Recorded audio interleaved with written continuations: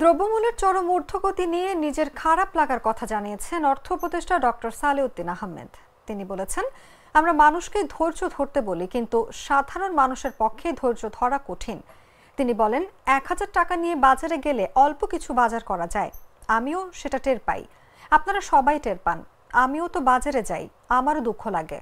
সাধারণ মানুষের জ্বালা আছে, তারা সেটা বিভিন্নভাবে প্রকাশ করেন।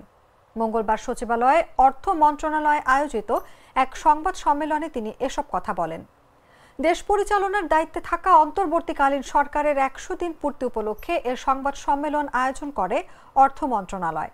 অর্থ সচিব ডক্টর মোহাম্মদ খায়রুজ্জামান মজুমদার, আর্থিক প্রতিষ্ঠান বিভাগের সচিব নাজমা মোবারক, অর্থনৈতিক সম্পর্ক বিভাগের সচিব মোহাম্মদ শাহরিয়ার কাদের সিদ্দিকী এবং জাতীয় রাজস্ব বোর্ডের চেয়ারম্যান মোহাম্মদ আব্দুর রহমান খানকে সঙ্গে নিয়ে এদিন সংবাদ সম্মেলনে আসেন অর্থ উপদেষ্টা।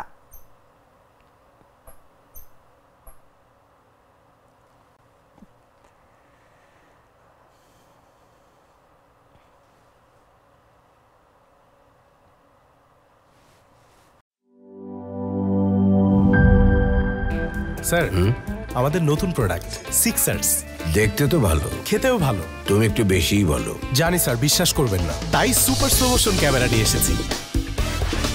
দেখেন স্যার, চকলেট পিনাট ক্যারামেল ও নোগাটের দারুণ কম্বিনেশন এলো সিক্সার্স চকলেট কোটেড বার। পুরোটা এনার্জি।